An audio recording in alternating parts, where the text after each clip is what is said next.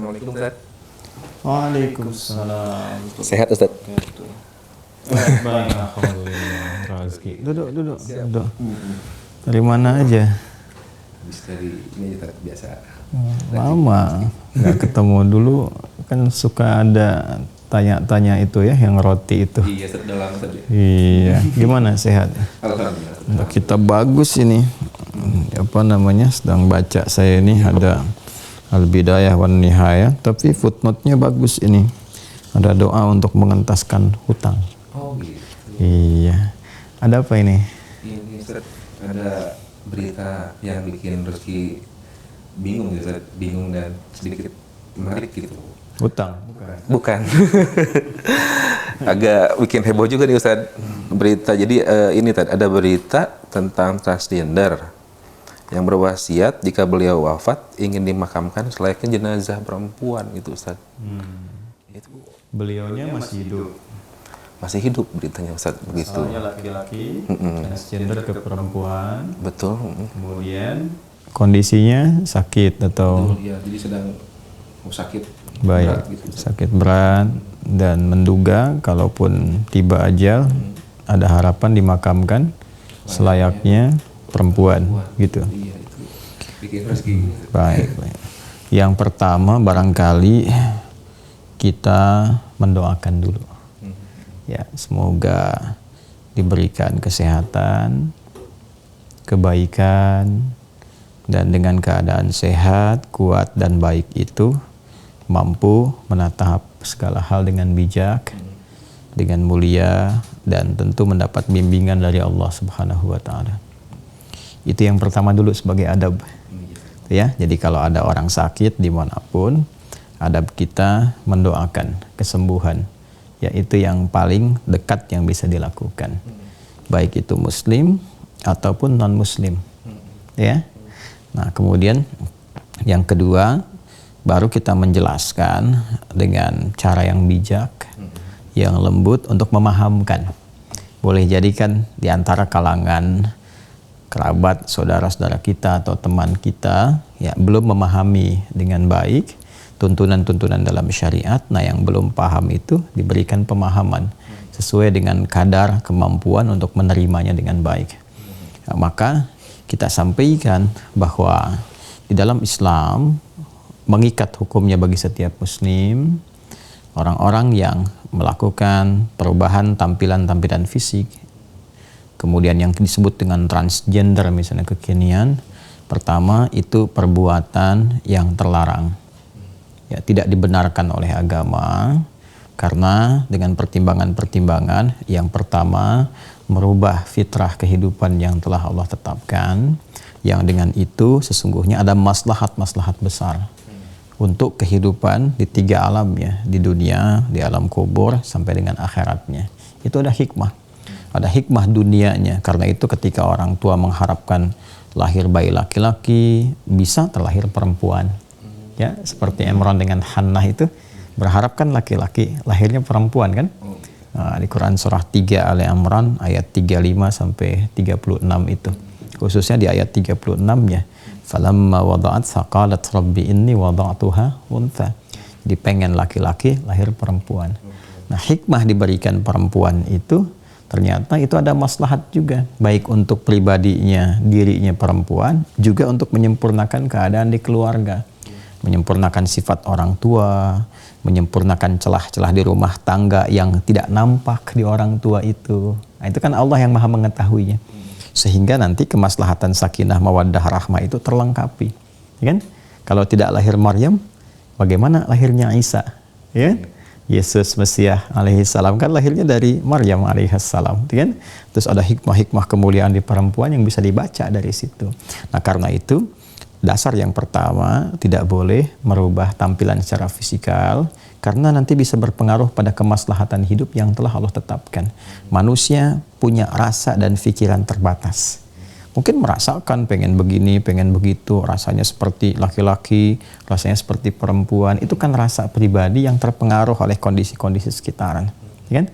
Maka Allah yang Maha mengetahui dengan luas jangkauannya tanpa batas, yang memberikan kepada kita sebuah gambaran-gambaran dan ketetapan Tidak seperti itu gambarannya. Ada kehidupan ke depan yang lebih luas lagi. Ada maslahat di depan yang lebih baik lagi. Bukan hanya dunia. Di alam kubur nanti ada hukumnya tersendiri, aturannya tersendiri. Dan itu mengikat sifatnya. Di akhirat juga demikian. Karena itu kita dorong ya bagi orang-orang yang terjebak dalam kondisi demikian, misalnya melakukan transgender karena dorongan-dorongan tertentu, diberikan pencerahan supaya tidak bergeser dari kemaslahatan hidupnya, kan? Merubah perilaku, merubah tampilan, berdampak pada ketenangan dalam berkehidupan, menimbulkan beban tersendiri yang tidak dirasakan barangkali sebelumnya atau tidak tersadari ketika itu dilakukan. Dan itu puncaknya pada akhirnya juga akan memberikan beban, ya imma saat berkehidupan atau di akhir kehidupan menjelang kematian, atau bahkan juga ketika ia setelah wafat. Dan Allah Maha mengetahui semua itu, dikabarkan kepada kita lewat firman di Al-Quran, dijelaskan oleh Nabi dan Rasul. Jadi kita dorong dulu ya, kalau ada yang demikian, kembali kepada jalannya dulu ya, yang awal. Dalam bahasa agama itu bertobat, memperbaiki dulu, beristighfar, memohon ampunan kepada Allah ya.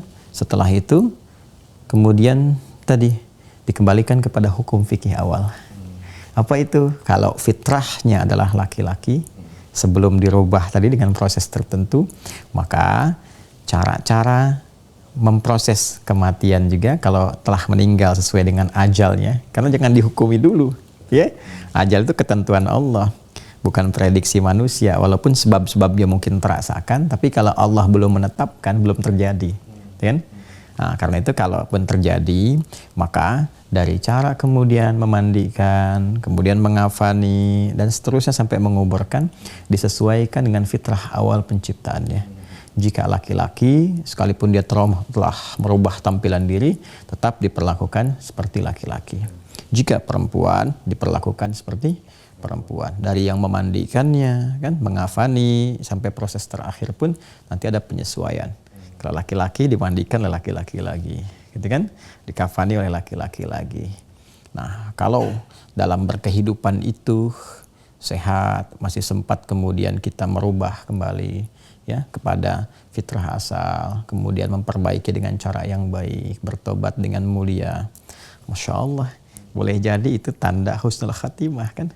Ingat, manusia itu tidak akan mendapatkan satu penilaian dari Allah berdasarkan komentar dan penilaian yang hadir dari orang-orang sekitarannya. Jadi jangan pernah menjadikan beban hidup kita itu dititipkan pada komentar orang lain. Jangan takut dengan celaan orang kalau berbuat baik. Jangan takut dengan komentar orang-orang dan beban yang orang-orang berikan kepada kita kalau kita ingin memuliakan kehidupan kita dalam pandangan Allah. Karena toh kita pun dihisab bukan berdasarkan komen, like, dan dislike orang lain. Gitu ya? Nah, jadi ya seperti itu gambarannya. Nah, terus kalau rezeki meninggal mau dimakamkan dengan cara apa? Laki-laki, Ustaz. Ya, cara yang baik untuk seorang muslim. Ya. Jelas kurang lebih? Insya Allah jelas, Ustaz. Jadi kita simpulkan satu, kita doakan dulu, ya. Mudah-mudahan diberi kesembuhan, kemudian mencoba juga untuk membantu yang terbaik yang bisa dilakukan, ya.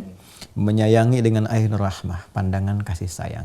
Karena kita tidak tahu setiap insan itu di titik mana dia diberikan kasih sayang oleh Allah. Dia harus selalu melihat persepsi dengan yang baik dulu. Lalu mendorong untuk mengarahkan pada kebaikan yang fitri. Jadi bukan cinta fitri saja.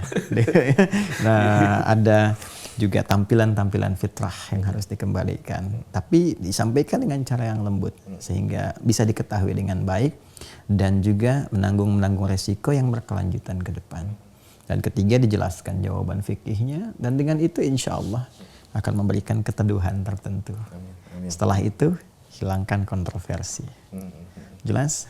Jadi selagi masih hidup, beliau mudah-mudahan bisa kembali lagi. Siapapun, itu kan contoh dalam berkehidupan. Kita tidak boleh menjadikan satu topik kepada satu person tertentu. Bahkan dalam ilmu asbabun nuzul pun itu ada kaidah, ya. Al-ibratu bi'umumil lafzi la bi khususis sababi. Kalau ada kejadian menimpa seseorang di masa Nabi SAW sehingga turun ayat, kan? Jangan dilihat pada kejadian yang menimpa pada orang itunya. Ya, jadi hukumnya jangan dilekatkan kepada orang yang mengalami kejadian sehingga turun ayat. dilihat keumuman lafadznya. Ya, apakah ayat itu lafadznya khusus untuk orang itu saja, atau jangan-jangan hikmah di lafadz itu memberikan kesan bahwa peristiwa dimaksud akan terjadi lagi di masa-masa mendatang dengan tokoh yang berbeda, maka keumuman lafadznya itu mengikat pada semua keadaan walaupun tempat dan waktunya berbeda. Ya. Nah, jadi kalau ada satu kejadian, lihat hikmahnya. Oh, mungkin ini ada hikmah besar lagi kepada setiap orang untuk melihat, ya kan? Nah, bahwa kalau melakukan perubahan pada diri, nah itu sudah hidupnya juga ada penyesuaian yang tidak mudah, gitu kan? Di penghujung hidupnya malah mau meninggal aja bingung, gitu kan? Nah ini yang kemudian diberikan pencerahan-pencerahan. Kalau ada yang mudah dan tidak menyulitkan, kenapa harus masuk ke ranah yang bisa memberikan kesulitan tersendiri pada kehidupan kita? Sekira itu ya. Siap Ustaz. Jelas? Jelas Ustaz, insya Allah. Alhamdulillah. Jadi masih mau dengar doa mengentaskan hutang dari hadis? Boleh Ustaz? Itu nanti saja ya. Oke, siap. Saya teruskan Siap, dulu. nanti selanjutnya saja. Baik ya, Siap. saya Terima kasih, teruskan Ustaz. dulu ya. Baik, Super. jazakallah khair. Afwan. Assalamualaikum. Wassalamualaikum warahmatullahi wabarakatuh.